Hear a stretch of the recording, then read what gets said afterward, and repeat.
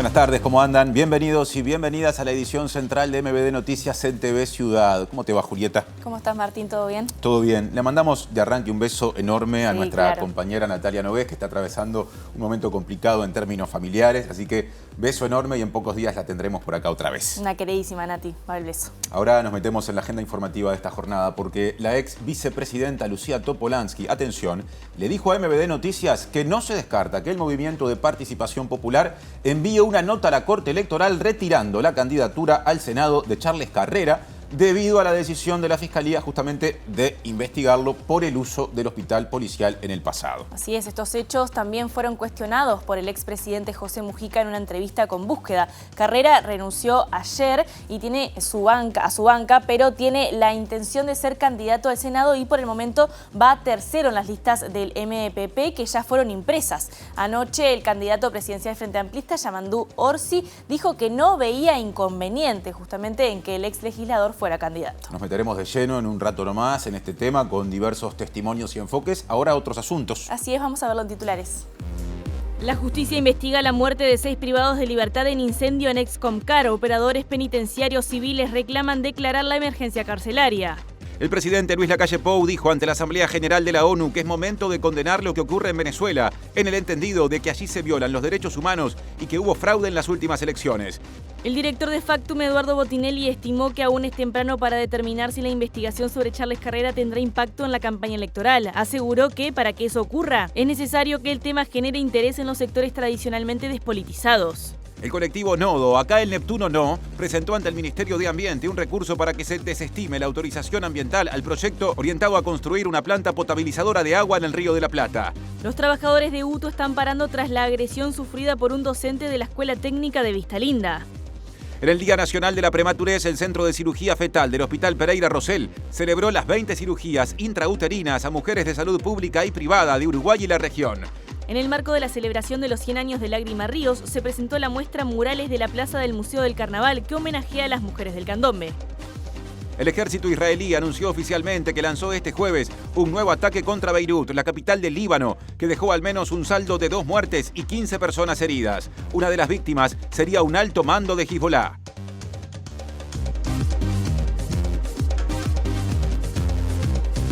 Gracias por estar del otro lado, como todos los días. Les recordamos que nos pueden ver en vivo por YouTube y que también estamos en vivo en la página de tvciudad.ui y también en Uniradio, la radio de la Universidad de la República, 107.7 FM y uniradio.edu.ui. Comenzamos la recorrida con Martín. Porque el tema de portada fue trabajado por Martín Duarte, que generó justamente una repercusión fundamental con respecto al asunto de Charles Carrera. ¿Cómo te va, Martín? Gracias, Martín, Julieta, buenas tardes para ustedes. Sí, profundizando un poco en lo que fue en el anuncio de la jornada de ayer de la renuncia a la banca del senador Charles Carreras a raíz de esta investigación y el pedido de levantamiento de parte de la justicia, el levantamiento de fueros. En la jornada de hoy, bueno, estuvimos entrevistando a la ex vicepresidenta Lucía Topolansky. De hecho, en estos momentos Charles Carrera está en Melo, en medio de la campaña política, participando en una actividad de también el correligionario Alfredo Frati.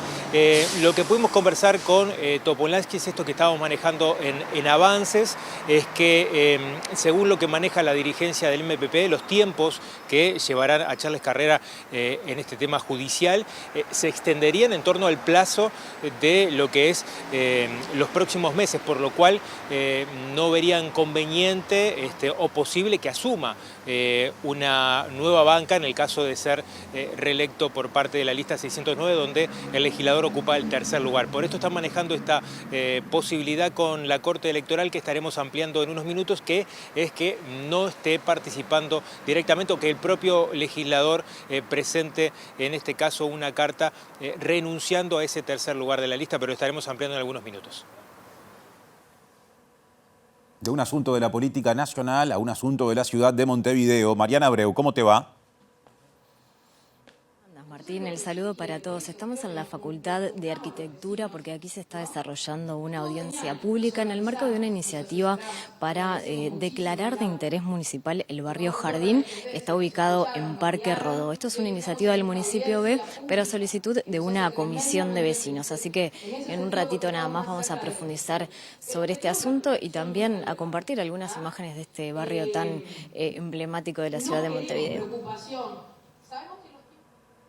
El incendio provocado ayer en la cárcel de Santiago Vázquez y los fallecimientos que produjo y también las heridas son tema ahora. Diego Martini.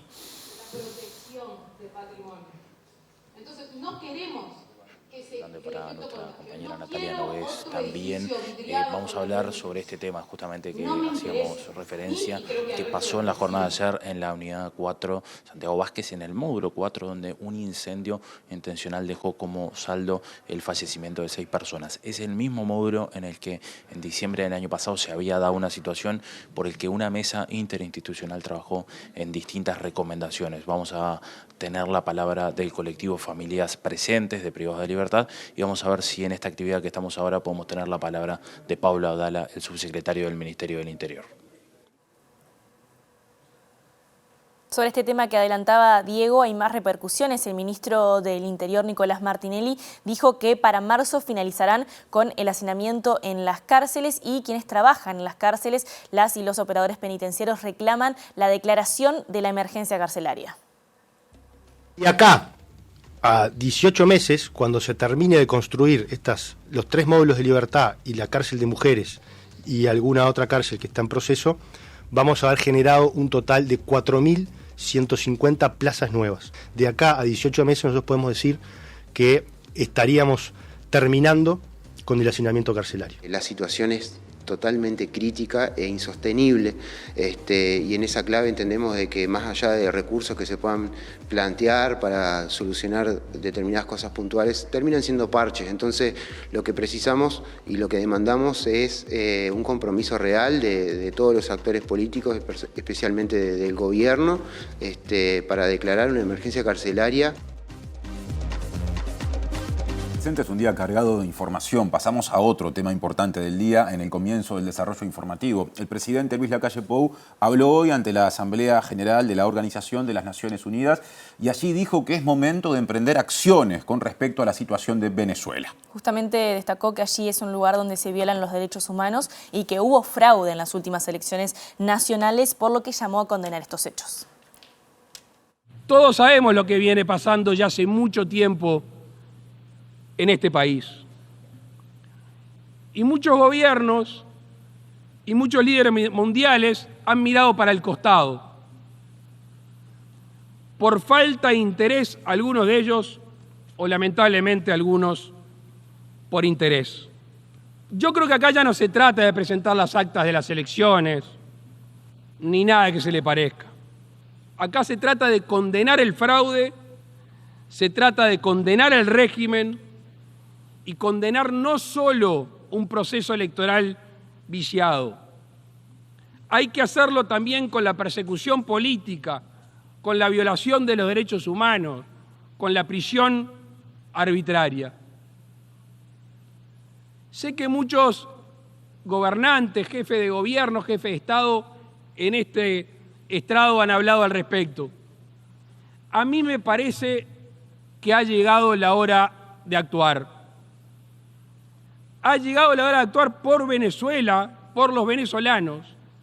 Y también, permítanme, que si la comunidad internacional es tolerante ante estas actitudes, solo resta esperar saber cuál va a ser el próximo país que va a verse sometido a lo que están sometidos los venezolanos. Y como discutíamos al arranque, informábamos al arranque vinculado a esta situación reciente, el Poder Legislativo aún no recibió la renuncia a su banca del senador frente amplista Charles Carrera, pero la banca de la coalición de gobierno ya definió que la va a aceptar. Claro, y la senadora nacionalista Graciela Bianchi aclaró que quien debe, o el organismo que debe justamente procesar ese pedido de renuncia y eventualmente dar lugar, es el plenario, en este caso de la Cámara Alta. Recibida la renuncia, se cita a sesión extraordinaria, pues estamos en receso y se acepta o no la renuncia, porque hay algo que tiene que quedar claro. Los fueros son del Parlamento, no son de los legisladores, porque yo veo que se maneja, y esto es muy importante aclararlo, quiere decir que por eso nosotros aceptamos o no la renuncia. Obviamente que en este caso, al menos por lo que sé de la coalición, se le va a aceptar. Y el candidato presidencial Frente Amplista, Yamandu Orsi, respaldó la decisión de Carrera de renunciar a su banca, pero dijo que entiende que no hay inconveniente, al menos de momento, para que sea candidato al Senado. Un tema que está en cuestión, según lo que informamos hace instantes nada más, en la portada de nuestra edición de hoy. También señaló que considera que el pedido de desafuero no puede perjudicar electoralmente al Frente Amplio y prefirió no opinar sobre el tema que se está investigando justamente para no interferir con la justicia. Jamás voy a decir nada que implique algún tipo de influencia, no, para nada. Yo creo que Uruguay sigue teniendo una justicia que nos garantiza a todos una vida democrática y republicana como corresponde. ¿Pero cree que está bien lo que hizo el senador? Lo redeterminará el juez en su momento y la Fiscalía trabajará para eso. Más allá de la investigación, desde un principio se había dicho que la denuncia original buscaba una intencionalidad política contra Carrera, contra la gestión de Bonomi. ¿Comparte? No, si Fiscalía resuelve proceder, investigar y la justicia después falla, no tengo más nada para decir. Yo creo en las instituciones democráticas de mi país. ¿Le parece bien que siga conformando la lista de la 609 del sector que usted representa? Si la justicia no determina lo contrario, todo lo que no está prohibido o establecido que no se puede hacer, la libertad es fundamental. ¿Personalmente lo respalda? Es un compañero con el que he pasado mucho tiempo y por supuesto tengo lo mejor de los conceptos y además lo que hoy él resolvió hacer va en sintonía con el concepto que yo tengo de él. Orsi, ¿cómo entiende que afecta esto al Frente Amplio en el marco de una campaña electoral? No debería afectarlo porque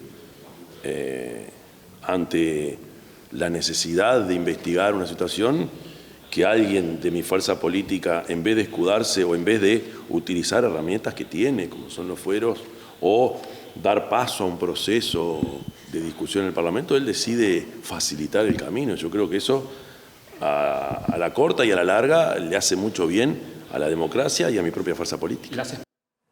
Más repercusiones dentro del Frente Amplio. Vamos ya mismo con el periodista Martín Duarte, que estuvo justamente recogiéndolas esta tarde. Adelante, Martín.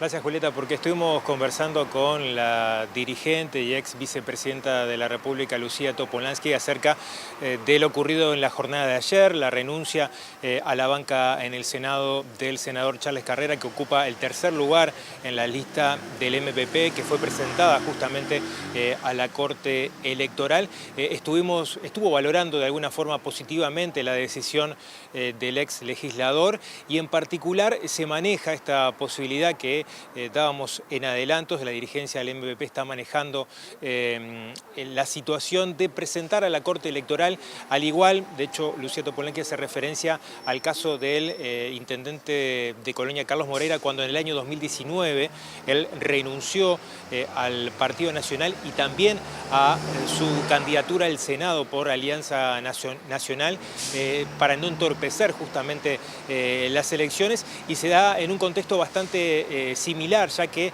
en aquel momento, en el 2019, ya estaban presentadas las listas a la Corte Electoral y también impresas las listas, cosa que le sucede al MPP, donde está justamente Charles Carrera en ese tercer lugar. Lo que se está buscando es una enmienda o la posibilidad que el propio legislador presente una notificación a la Corte Electoral que en el caso de asumir justamente o de conseguir los votos para estar asumiendo la banca, no estar ejerciendo ese lugar.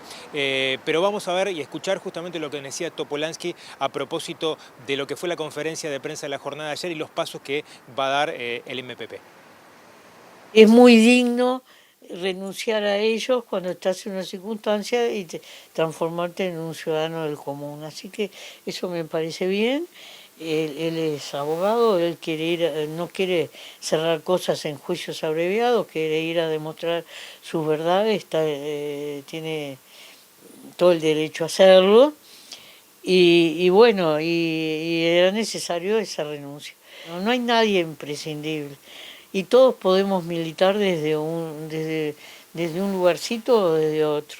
Y la política no es una carrera, es una pasión, es un compromiso. Por eso está muy bien que haya tomado esa decisión, nosotros la acompañamos. Se manejó en la interna, de hecho, desde el oficialismo se cuestionó esto que renuncie a su banca, pero también se pidió que no participara de la lista. Él va en el tercer lugar de la lista del MPP. ¿Está en duda o estuvo en duda ese tema? Creo que eso estaban averiguando cómo es el mecanismo. Creo que se puede elevar una nota a la Corte y renunciar, porque creo que hay un antecedente en el caso de Moreira, el de Colonia, una cosa de esa. ¿Lucía Topolansky entiende que debe ir en ese tercer lugar o prefería que no? No soy... Él no va a asumir ninguna responsabilidad política, la causa está abierta. Si la causa empieza ahora y tenés ahora la feria judicial, sacar cuenta de los tiempos no te dan, así que eso no es lo que preocupa. También en ese último tramo hacía referencia a los tiempos, ¿no?, de la justicia y que no iba a estar asumiendo carreras, sobre todo por los plazos que se estarán marcando a nivel de lo que es el proceso judicial. Así que es un tema que seguiremos incluso consultando a la Corte Electoral de cuáles son las posibilidades, en este caso, en el sentido de que se presente esta nota bajándose de ese tercer lugar. Aprovechamos en la jornada y visitamos la chacra que Lucía comparte con José Mujica para conocer un poco más de cómo viene siendo el día a día, el tratamiento. De hecho, cuando llegamos a la chacra, hicimos la nota con Lucía fuera de la casa porque Mujica estaba siendo en esos momentos atendido. Recordamos que él está con una gastrostomía por la cual se alimenta 3 veces al día y bueno, cómo se está siguiendo esta campaña que la propia Topolansky nos decía, estamos en una sintonía distinta porque de hecho el tratamiento insume mucho tiempo y también dedicación y nos repasaba justamente cómo es el día a día del tratamiento de Mujica y este sentirse un poco por fuera también de la campaña electoral. La rutina es una rutina común, él se levanta, siempre se levantó temprano, se sigue levantando temprano, ahí le dan el primer pasaje de alimento, después tiene que quedarse quieto un poquito porque todo el tubo digestivo tiene que estar acorde con eso nuevo. Después tratamos de que salga un poco, si el día está lindo, con el andador ese a caminar afuera. Él adentro de casa no lo precisa, pero afuera es tan irregular que conviene eso, o lo llevan en el auto a mirar cosas, lo que sea, uno tiene que ventilarse un poco, diríamos. Después sobre el mediodía le pasan la segunda, hay gente que lo ha venido a visitar, lee los diarios, mira un poco los informativos, la televisión, algún programa agropecuario, el canal rural de la Argentina que le encanta, que es otro país, no es mirar televisión argentina, es como mirar de otro país. Y bueno, y sobre la tardecita le dan el último y después se va a dormir, pero me he enterado por otra gente que ha pasado por este trance que es así. Después te vas acostumbrando y bueno. Y cuando le funcione bien el esófago, eso se eliminará. Pero no tengo fecha, no tengo nada, ¿viste? Y no me quiero poner, hemos decidido no hablar de metas porque si no después vas como en el almanaque, ¿no?, tachando y si no se te cumple es peor. Agradecemos a Martín Duarte y al equipo por este trabajo y continuamos con repercusiones ahora la opinión experta, justamente porque el director de Factum, Eduardo Botinelli, dijo que aún es temprano para determinar si la investigación sobre Charles Carrera tendrá impacto en la campaña electoral. Claro, porque para Botinelli, para que pase eso, el asunto tiene que llegar primero a los sectores de la población tradicionalmente despolitizados. Cuanto entre esto en agenda más permanente y alcance a los sectores que menos siguen las noticias políticas, es la gran incógnita en cuanto a qué impacto puede generar. El nivel politizado, bueno, es el que está siguiendo, es el que menos probabilidad de cambio de voto tiene. Puede haber un desarrollo agresivo desde el oficialismo y por lo tanto generar una reacción desde el Frente Amplio, desde defensa por un lado, desde victimización del otro, pero también de respuesta.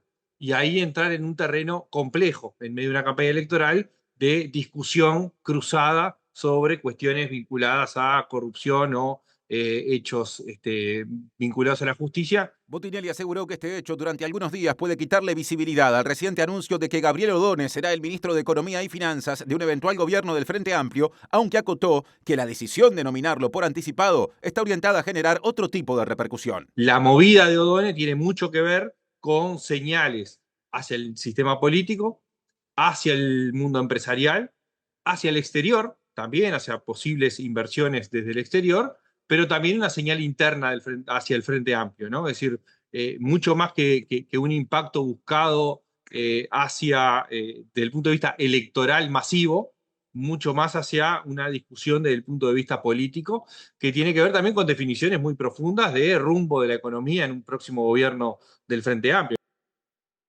Presenta Antel. Renová tu plan de fibra con un 50% de descuento por 3 meses y muchos más beneficios. Y ahora recibimos en esta tardecita noche a Mariana Abreu, que ya adelantó su móvil, cuestiones vinculadas a un lugar de Montevideo que a mí personalmente me gusta mucho y creo que a Mari también, porque además estábamos cerquita. Adelante, Mari. Estamos cerquita.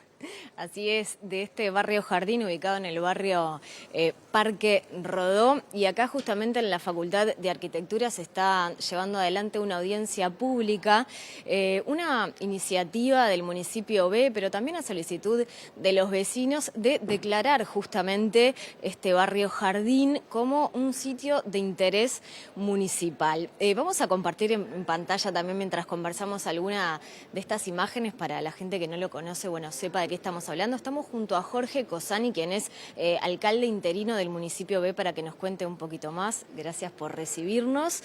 Antes que nada, ¿cuáles son estas cualidades del barrio que recién escuchaban la audiencia, arquitectónicas, estéticas, que se quieren preservar?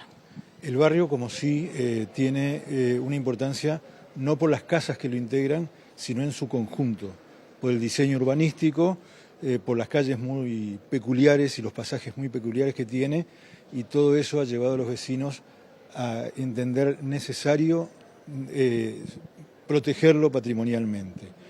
Ese interés de los vecinos, esa preocupación de los vecinos, que nació de la demolición de una casa hermosa,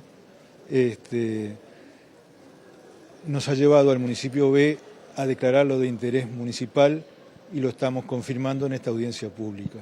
En realidad, estoy sustituyendo a la alcaldesa Silvana Pisano, que a su vez es arquitecta y urbanista, y ha tomado esta iniciativa de los vecinos, esta preocupación de los vecinos, con una dedicación e interés muy particular por su sensibilidad arquitectónica. ¿Y qué implica esto de preservar el sitio, de declararlo como de interés municipal? Proteger justamente el conjunto del barrio, no solo cada una de sus casas, de sus construcciones, el conjunto del barrio en sí, para que no suceda lo que sucedió hace unos meses, cuando los vecinos se despertaron sorprendidos de que una casa se iba a demoler y se iba a construir un edificio que no guardaba el conjunto de todo el barrio. Hay otros elementos también que se nombraban aquí, la vegetación, por ejemplo. Sin duda, hay vegetación, hay árboles que también están protegidos patrimonialmente, justamente de la casa que se destruyó, que se demolió en realidad, para decirlo técnicamente. Hay 2 árboles que están protegidos y están en este momento en crisis porque no sabemos si se están cuidando como deben cuidarse. De esa propiedad, de ese padrón, hay 2 árboles protegidos y formarían parte del conjunto que queremos que se declare de interés municipal para protegerlos. O sea que no solo las casas, no solo las calles, las veredas, los pasajes, sino también su vegetación. Muchas gracias por estos minutos y nos despedimos desde aquí, desde la Facultad de Arquitectura. Presentó Antel. Renová tu plan de fibra con un 50% de descuento por 3 meses y muchos más beneficios. Gracias, Mariana y equipo. Cambiamos de tema. La Institución Nacional de Derechos Humanos y Defensoría del Pueblo expresó preocupación luego del incendio que se produjo ayer en la cárcel de Santiago Vázquez, que ocasionó la muerte de 6 personas que se encontraban privadas de libertad. Justamente a través de un comunicado expresó que lo ocurrido es de suma gravedad y que demuestra una vez más que el Estado necesita encarar con urgencia una contundente reforma del sistema carcelario. Desde el Mecanismo Nacional de Prevención de la Tortura, que depende de la institución, se viene monitoreando sistemáticamente la evolución de las dificultades en el ámbito carcelario, asegura el texto. Se añade que la institución queda atenta a los resultados de las investigaciones en curso para conocer las responsabilidades tanto individuales como institucionales que la justicia establezca. Y en este contexto habló el ministro del Interior, Nicolás Martinelli, que dijo que en 18 meses se va a solucionar el actual problema vinculado al hacinamiento carcelario. Justamente fue entrevistado en Radio Universal y allí sostuvo que esa es la base para pelear contra los problemas que tienen las personas privadas de libertad en referencia a las recientes muertes ocurridas en el ex-COCAR. Al final de este periodo, marzo, vamos a haber generado más o menos unas 1.800 plazas nuevas. Y cuando hablo de plazas, hablo de lugares genuinos para que los PPL tengan su lugar donde dormir. No hablo de lo que pasaba en periodos anteriores, de reconvertir un comedor o una sala de espera, porque ahí sí se produce el hacinamiento, llenándolas de cuchetas para que los PPL puedan estar. Entonces nosotros vamos, cuando generamos plazas genuinas, estamos respetando los espacios que tienen ellos para sus actividades, que antes esos espacios fueron cooptados para poner camas porque no había más lugar. Nosotros respetamos esos espacios y generamos plazas genuinas, respetando las normas Mandela, respetando los tratados internacionales de derechos humanos. Y de acá a 18 meses, cuando se termine de construir los 3 módulos de libertad y la cárcel de mujeres y alguna otra cárcel que está en proceso, vamos a haber generado un total de 4.150 plazas nuevas. Y el déficit que tenemos hoy es de 2.400 más o menos. O sea que de acá a 18 meses nosotros podemos decir que estaríamos terminando con el hacinamiento carcelario. Y ahora les comentamos que integrantes justamente del personal penitenciario denunciaron lo que definen como una situación crítica e insostenible en la cárcel de Santiago Vázquez. Habló Leonardo Techera, que es integrante del sindicato, y pidió que se declare la emergencia en materia carcelaria. Lamentamos el hecho que sucedió, donde personas privadas de libertad pierden la vida en una situación muy compleja, ¿no? Muy complicada. Nosotros justamente en el día de ayer estábamos presentes en la unidad, en el marco de las recorridas que nosotros hacemos, y parte del equipo estaba justo en el módulo de al lado cuando se dan estas situaciones. Que ese módulo tiene una sobrepoblación tremenda, tiene una capacidad para 380 personas y bueno, y está por encima de los 780, lo cual hace muy complicada el poder dar respuesta, ¿no? Que es algo que nosotros venimos denunciando, la falta de personal que hay no solo en esa unidad, sino a nivel nacional, ¿no? Cuando se dan los hechos, bueno, se trata de dar la respuesta que se puede con las herramientas que hay en el momento. Justamente una de esas cuestiones que nosotros denunciamos es la falta de handi, que nos lleva a dar la poca respuesta que se puede dar, que es llegar tarde, ¿no? Hoy en día el Estado llega tarde porque no tiene las herramientas necesarias, los trabajadores no tienen las herramientas para poder dar respuesta. Los operadores civiles penitenciarios reclaman declarar la emergencia carcelaria porque el Estado no está dando respuestas en tiempo a estas situaciones. Ponemos ante la opinión pública la necesidad de atender esto por parte del gobierno por una emergencia carcelaria. La situación es totalmente crítica e insostenible, y en esa clave entendemos de que más allá de recursos que se puedan plantear para solucionar determinadas cosas puntuales, terminan siendo parches. Entonces, lo que precisamos y lo que demandamos es un compromiso real de todos los actores políticos, especialmente del gobierno, para declarar una emergencia carcelaria que da respuestas inmediatas o por lo menos urgentes a necesidades clave para atender este tipo de situaciones. Y vamos a profundizar aún más en este tema que ha puesto en alarma, en alerta a algunos sectores de nuestra sociedad. Más nos va a contar sobre este tema Diego Martini. Adelante, Diego. Bien, compañeros, como anunciábamos, es un tema que vuelve a ser recurrente y que en estos momentos de extrema...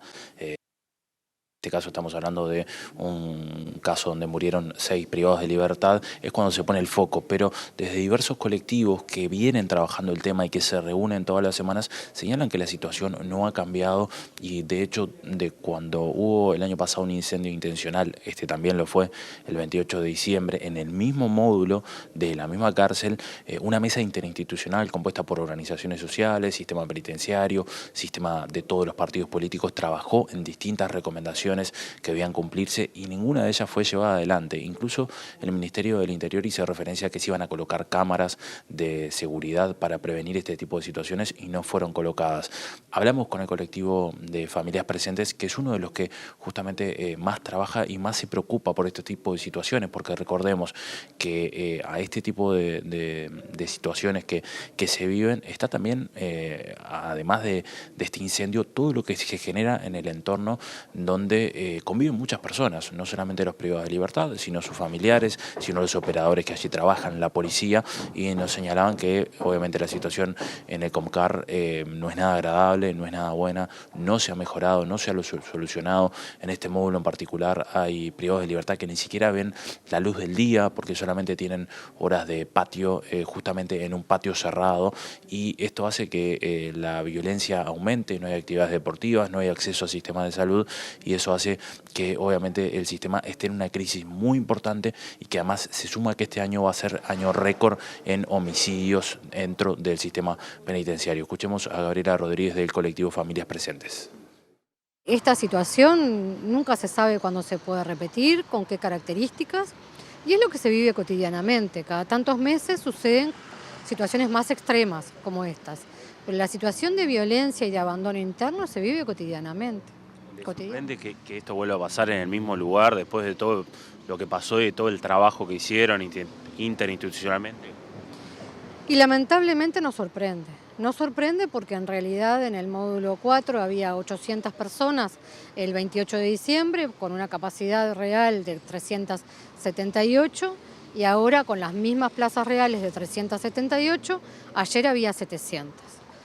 Y en realidad nosotros no hemos visto que se hayan tomado medidas importantes que permitan abatir el hacinamiento y o generar algún tipo de vida cotidiana que permita una convivencia menos conflictiva, producto de tener actividades, de poder tener desgaste de energía en una actividad deportiva, en tener una actividad educativa, alguna actividad creativa que permita canalizar la energía y las emociones por vías más saludables, ¿no? Y que tengan que ver con el objetivo del Instituto Nacional de Rehabilitación, que es precisamente la rehabilitación.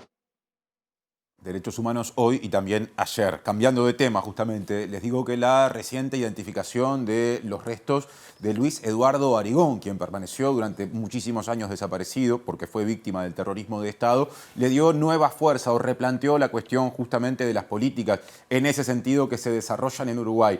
Y es tema de la columna de hoy de la Usina de Percepción Ciudadana con Alejandra González. ¿Cómo andás, Alejandra? Todo bien, Martín. Todo bien. ¿Qué piensa la gente acerca de lo que el Estado hace o no con respecto a los derechos humanos en clave de verdad y justicia y pasado reciente?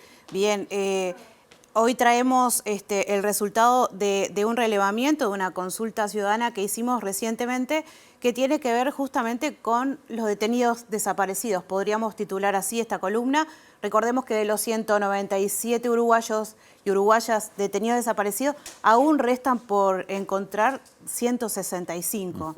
Entonces, justamente lo que quisimos indagar acá es cuál es la opinión de la ciudadanía acerca de las medidas que están llevándose a cabo por el Estado para conocer justamente qué aconteció con los detenidos desaparecidos de nuestro país.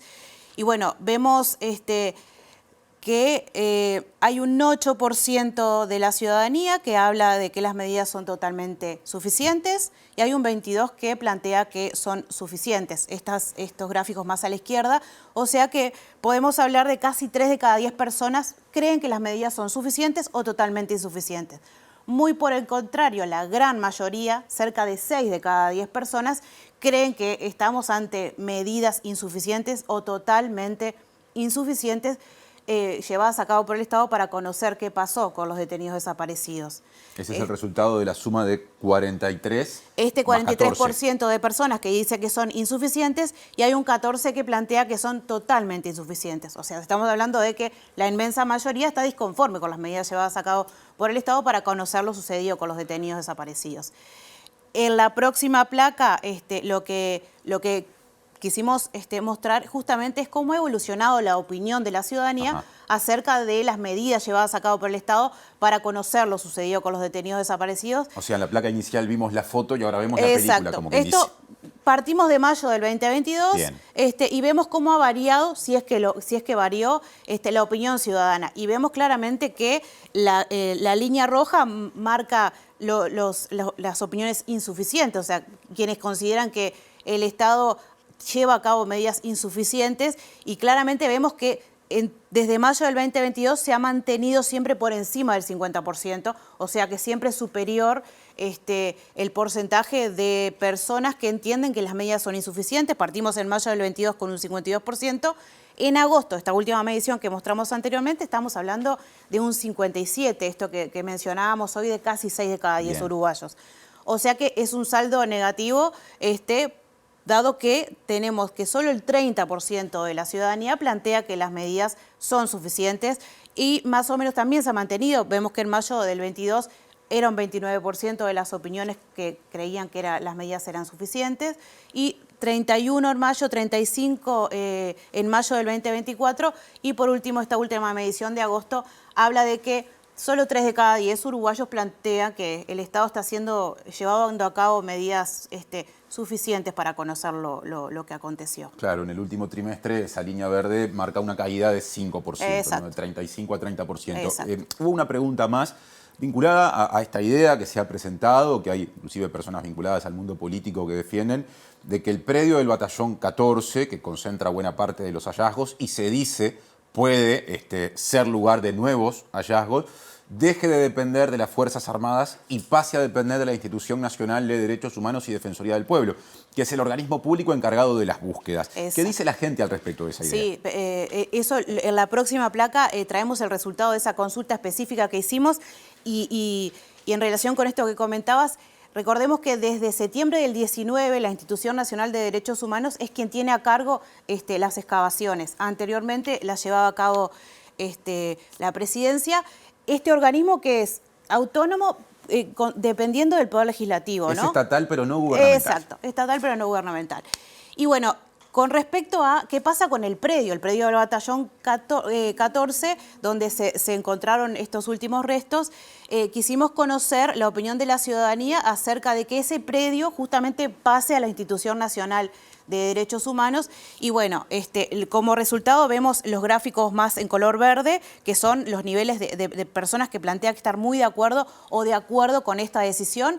Ahí vemos que hay un 40% de la ciudadanía que está muy de acuerdo con que el batallón 14 deje de pertenecer a las Fuerzas Armadas y pase a manos de la Institución Nacional de Derechos Humanos. Hay un 18% de acuerdo, o sea que también casi 6 de cada 10 personas creen que tiene que pasar a manos de la institución. En contrapartida, hay un 13% de las personas que no están de acuerdo con esto y 8% que están muy en desacuerdo con que deje de depender de las Fuerzas Armadas este batallón y pase a la institución.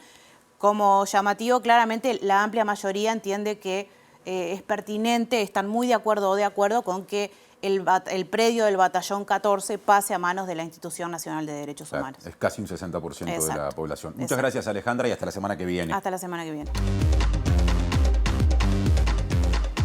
Muy bien, regresamos ahora con MD Noticias. Efectivamente, asuntos políticos y ambientales, porque un colectivo llamado Nodo, acá en Neptuno No, presentó ante el Ministerio de Ambiente una solicitud para que no se otorgue justamente la autorización ambiental al proyecto Neptuno, que recordamos está orientado a construir una planta potabilizadora de agua a orillas del Río de la Plata. Justamente el Ministerio de Ambiente había fijado la audiencia pública para el 3 de octubre y sería en la localidad de Rafael Peraza.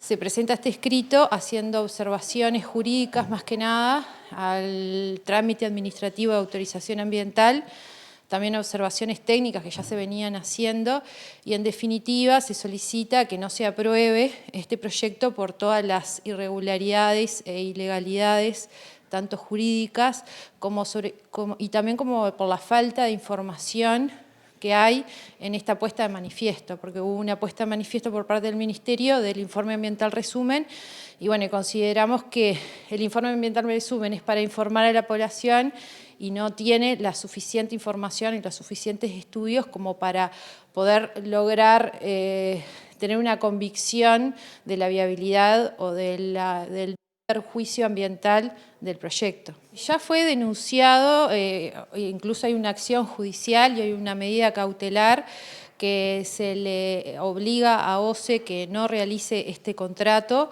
porque bueno, el Poder Judicial consideró de que se tiene que tomar declaración tanto a la academia como a las autoridades sobre si realmente se está realizando como una especie de privatización parcial del suministro de agua potable para la zona metropolitana, considerando que el artículo 47 de la Constitución justamente resguarda ese tema y aclara de que el suministro de agua potable solo puede ser prestado directamente por la OCE, o sea, por el Estado.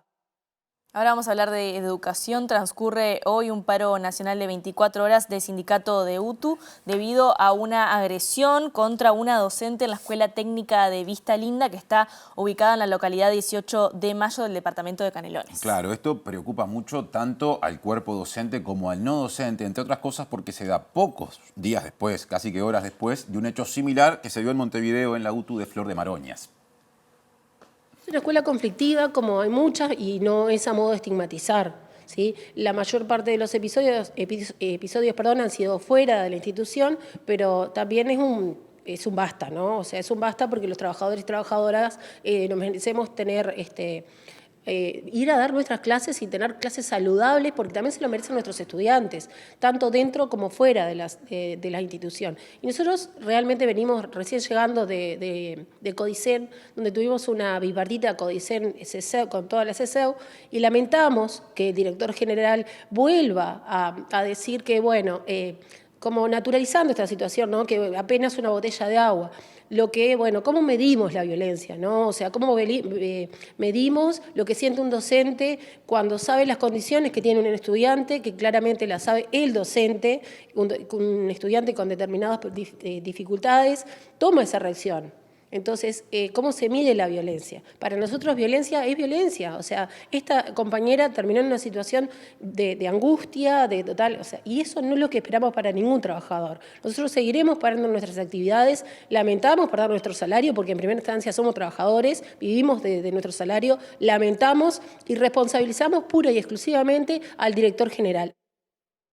Ahora pasamos a la agenda vinculada a la salud. Atención, hoy se conmemora el Día Nacional de la Prematurez y por este tema justamente la Fundación Álvarez Caldeiro Barcia realizó un evento en el Parlamento para celebrar las 20 cirugías intrauterinas en el Centro de Cirugía Fetal del Hospital Pereira Rosell ubicado en Montevideo. Allí estuvieron presentes autoridades nacionales y reconocieron que el centro se ha convertido en un ejemplo de América Latina por ser el único que permite el acceso gratuito a todas las madres del país y la región.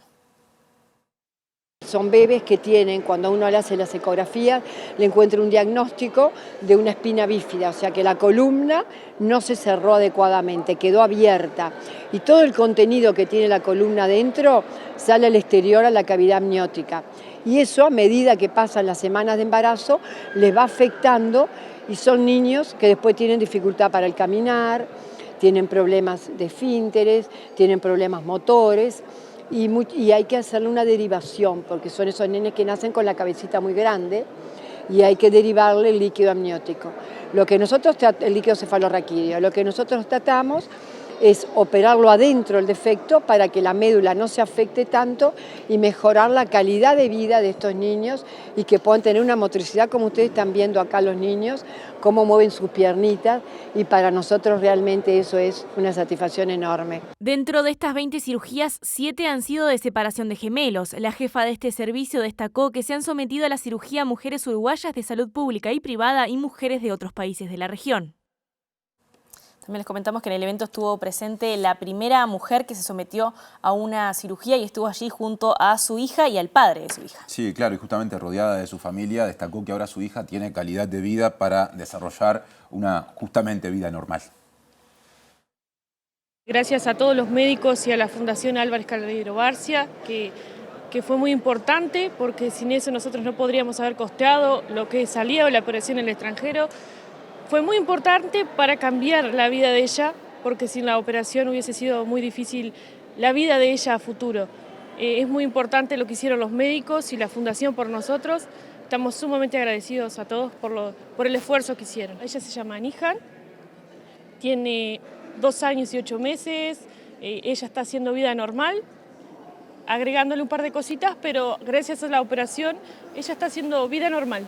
Ella va a caer, hace mucho, todo lo de niño normal. El padre de Nihan dio un mensaje a otros que puedan estar en la situación en la que estuvo esta pareja durante el embarazo. Que lo piensen de esa manera, como le decía, no le están restando.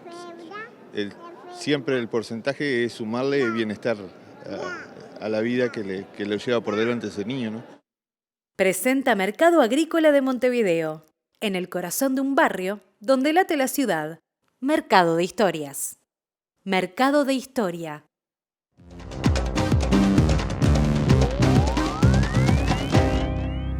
Ahora pasamos a la información internacional. Atención porque el ejército de Israel anunció oficialmente que este jueves inició un ataque contra la capital del Líbano. Hablamos de Beirut. Medios israelíes informaron que el suburbio de Dahiyya, ubicado al sur de la ciudad, fue el blanco del ataque aéreo que dejó al menos un saldo de 2 muertos y 15 heridos. La oficina del primer ministro israelí Benjamín Netanyahu tildó este jueves de incorrectas las noticias sobre la posible aceptación de un alto el fuego de 21 días en Líbano en las próximas horas y dijo que los combates continuarán con toda su fuerza. Luego se confirmó el nuevo embate contra la capital del Líbano que dejó un saldo de 2 muertos y 15 personas heridas, según informó el Centro de Operaciones de Emergencia Sanitaria del Ministerio de Salud Pública libanés. Los reportes muestran que el objetivo del ataque sería Muhammad Hossein Sarur, comandante de la unidad aérea del movimiento chiita Hezbollah. Desde el comando israelí confirmaron la muerte de Sarur, quien había promovido y comandado numerosas operaciones aéreas, incluidos ataques con drones, misiles de crucero y vehículos aéreos no tripulados dirigidos a la retaguardia del Estado de Israel. Fue uno de los líderes del proyecto para la producción de vehículos aéreos no tripulados en el Líbano. Estableció sitios para crear drones explosivos y de recolección, algunos de los cuales estaban ubicados debajo de edificios civiles en las capitales y otras áreas del Líbano, dice el comunicado de la Fuerza de Defensa israelí. Presentó Mercado Agrícola de Montevideo, en el corazón de un barrio donde late la ciudad. Mercado de Historias. Mercado de Historia.